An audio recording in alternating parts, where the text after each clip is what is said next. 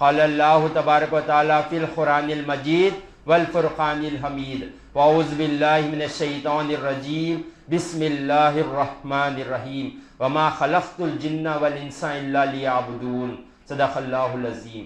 میرے زندگی کا مقصد تیرے دین کی سرفرازی، میں اسی لیے مسلمان، میں اسی لیے نمازی۔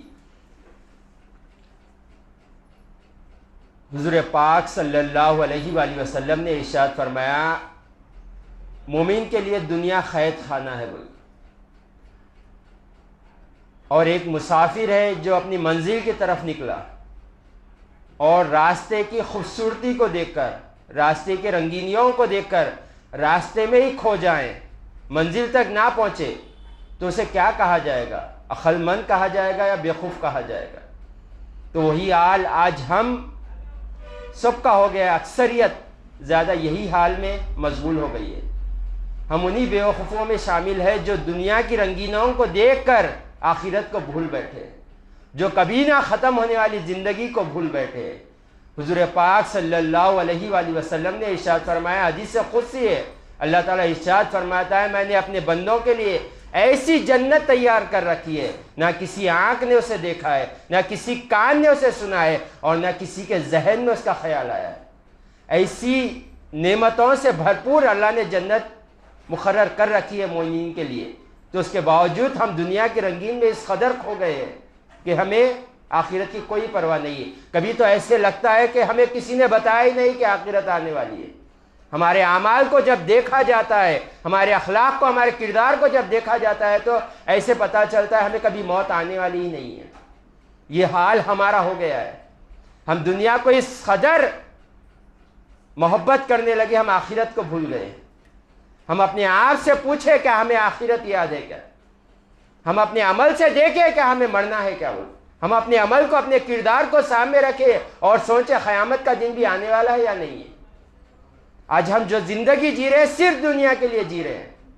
عبداللہ شاہ صاحب رحمۃ اللہ علیہ فرماتے ہیں دنیا دار کی مثال ایسی ہے جیسے پیٹ میں بچہ ہوتا ہے، وہ سمجھتا ہے کہ پیٹ کی دنیا اچھی ہے، سمجھتا ہے، جب وہ باہر نکلتا ہے تو سمجھتا ہے کہ یہ دنیا بیکار دنیا تھی جو میں غلاظت میں جی رہا تھا۔ تو ہماری بھی حال ایسی ہے، جب ہماری آنکھ بند ہوگی تب ہمیں افسوس ہوگا۔ آپ فرماتے ہیں کہ دنیا انسان کے وہم و خیال کے سر کی ہے، جب وہ مرے گا تو اسے ایسا لگے گا کہ مجھے کچھ لمحے کے لیے دنیا میں بھیجا گیا تھا، اور وہ لمحوں کو ہم یوں ہی ضائع کر رہے ہیں۔ حضور پاک صلی اللہ علیہ وآلہ وسلم نے ارشاد فرمایا دنیا کھیتی ہے، تم جو بوئیں گے وہی پائیں گے۔ اور ابھی میں نے جو آیت مبارکہ کی تلاوت کی، اس میں اللہ تعالیٰ ارشاد فرماتا ہے بے شک ہم نے جن و انسان کو صرف اپنی عبادت کے لیے پیدا کیا۔ ہم اپنے آپ کو دیکھیں کہ ہم عبادت کر رہے ہیں یا نہیں کر رہے۔ ہم میں کئی اکثر ایسے ہوں گے عبادت کا مفہوم نہیں معلوم ہوگا۔ ہم میں کیا سمجھتے ہیں عبادت؟ نماز، روزہ، حج، زکوٰۃ کو عبادت سمجھتے ہیں۔ عبادت وہ نہیں ہوتی، عبادت وہ ہے جس سے اللہ روک دے رک جائیں، عبادت وہ ہے جس کا حکم دے وہ کر لے، وہی عبادت ہے۔ کسی چیز سے رک جانا بھی عبادت ہے، کوئی چیز کر جانا بھی عبادت ہوتی ہے۔ اب ایک لمحے میں اگر سمجھنا ہے، ایک ہی بات میں اگر سمجھنا ہے، تو حضور پاک صلی اللہ علیہ وآلہ وسلم نے جیسے زندگی گزاری ویسے زندگی گزارنے کا نام عبادت ہے۔ آپ نے کھایا، ہم بھی کھائیں حضور پاک صلی اللہ علیہ وسلم کے طریقے پہ، ہماری زندگی عبادت ہو جائے گی۔ حضور پاک صلی اللہ علیہ وسلم نے جیسے دوستوں کے ساتھ تعلقات رکھے ویسے تعلقات رکھے، ہماری دوستانہ بھی عبادت ہو جائے گی۔ ہمارا ملنا جلنا می بیوی کے ساتھ کیسے رہے حضور پاک صلی اللہ علیہ وسلم دیکھے ویسے رہے، ہمارا بیوی کے ساتھ بیٹھنا بھی عبادت ہو جائے گا، ماں کے سامنے بیٹھنا بھی عبادت ہو جائے گا، ہمارے ساتھ دوستوں کے ساتھ بیٹھنا بھی ہمارا عبادت ہو جائے گا۔ کب ہوگا؟ جب ہم اپنے آپ کو حضور پاک صلی اللہ علیہ وسلم کے کردار میں ڈھالیں۔ اور آج ہم اپنے آئیڈیل ایسے لوگوں کو بناتے ہیں جس کی کوئی حقیقت نہیں ہے، جبکہ اللہ تعالیٰ فرماتا ہے تمہارے لیے بہترین نمونہ موجود ہے نبی کریم صلی اللہ علیہ وسلم کی زندگی گزارنے کے لیے۔ اور آج ہم کر رہے ہیں،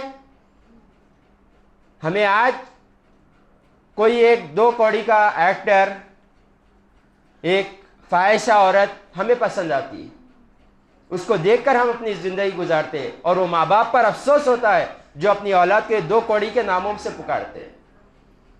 ہمیں تو مسلمان بنایا گیا، سب سے زیادہ سرتاج جسے بنایا گیا وہ مسلمان کو بنایا گیا، اس کے باوجود ہمارے کردار کیسے ہیں؟ آج ہم مسلمان جھوٹ بولتے ہیں، آج ہم مسلمان چوری کرتے ہیں، آج مسلمان دھوکہ دیتے ہیں، آج مسلمان اپنے ہی بہنوں کا حق مارتے ہوئے نظر آتے ہیں۔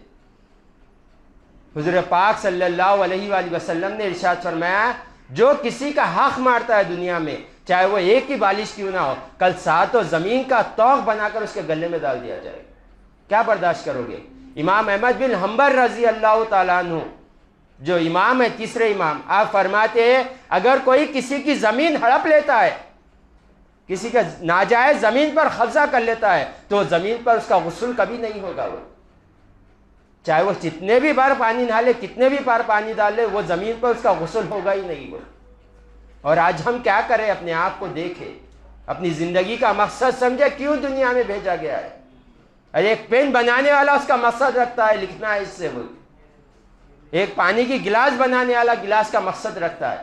ہر کسی کا دنیا دار جب بناتا ہے تو اس کا مقصد رکھتا ہے۔ تو اللہ نے انسان کو اشرف المخلوقات کیوں بنایا ہے؟